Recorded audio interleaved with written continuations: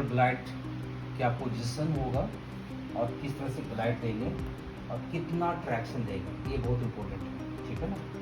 Patient supine laying position में होगा, इसी पोजीशन में होगा, राइट या लेफ्ट साइड में जो भी अफेक्टेड एरिया है उसको कम करेंगे। सबसे पहले तो पेशेंट को जरूर पूछ लेना है भाई कितनी पेन है, उसी के हिसाब से हम ग्लाइड या ट्रैक्शन देते हैं फ्रोजन शोल्डर, ठीक है ना।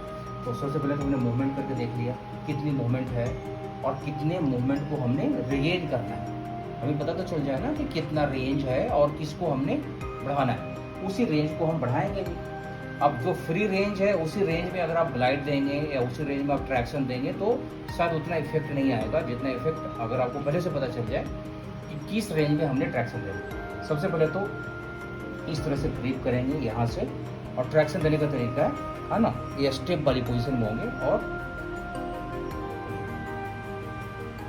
इससे क्या होता है कि जो कैप्सूल है ना और आपका शोल्डर जॉइंट है बिल्कुल पास में है ना, वो थोड़ी सी उसमें स्पेसिंग होती है। जब स्पेसिंग होती है तो उसके अंदर से लुब्रिकेशन है वो चैनलाइज होता है और आपके मूवमेंट में हेल्प करता है। आपके कैप्सूल भी लूज होते हैं, साथ साथ में आपके रोटेटर का मसल्स भी लूज होते हैं यहाँ से, तो ईजी हो जाता है।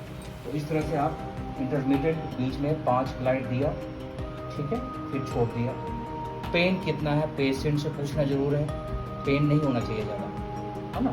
फिर से छोड़ दिया, फिर से ग्लाइड दिया, छोड़ दिया। एरिया अगर ओपन हो तो बहुत अच्छा है क्योंकि आपको दिखेगा कि ग्लाइड हम कैसे दे रहे हैं, ठीक है। अब बात आ जाती है ट्रैक्शन की।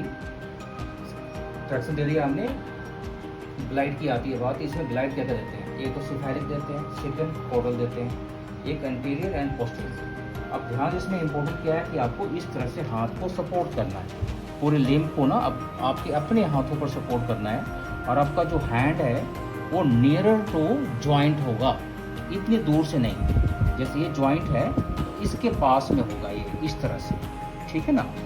अगर एंटीरियर पोस्टीरियर देनी है तो आपकी ग्रिप होगी ना वो इस तरह से होगी, यहाँ होगी और दोनों थंब पीछे होंगे, इंडेक्स फिंगर और मिडिल फिंगर, रिंग फिंगर पीछे होंगे और इस तरह से होगी, ठीक है।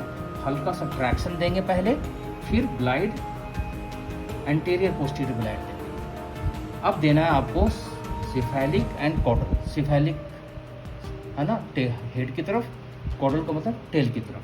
तो इस तरह से ग्रिप करेंगे और आपका जो इंडेक्स फिंगर है और थंब जो है इसके बीच का जो वेव है ना, ये आपके शोल्डर जॉइंट मार्जिन पर होगा, ऊपर नहीं होगा, डाउन होगा, लेकिन नियरर होगा, बिल्कुल पास में होगा।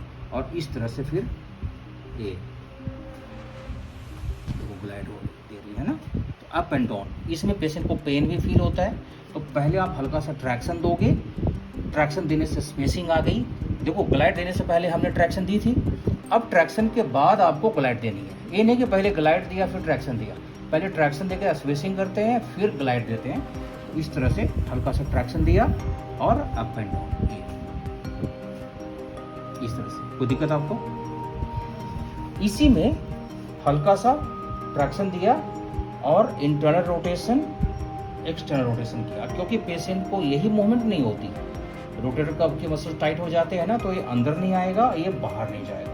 तो जब भी ये मूवमेंट करवानी है अंदर की और बाहर की, तो हल्का सा ट्रैक्शन देना है, फिर अंदर करना है, फिर बाहर करना है, ठीक है। और इसी में एक और चीज़ है जिसको वाइब्रेशन देना बोलते हैं, वो मैकलैंड टेक्निक है। इस तरह से पकड़ लेंगे बाजू को, ठीक है ना, हल्का सा ट्रैक्शन देंगे, हल्का सा ट्रैक्शन देंगे। यहाँ पर बीच डिस्टल एंड में ही पकड़ते हैं ताकि आप अच्छे से वाइब्रेशन दे पाए। इसको यूँ दिया,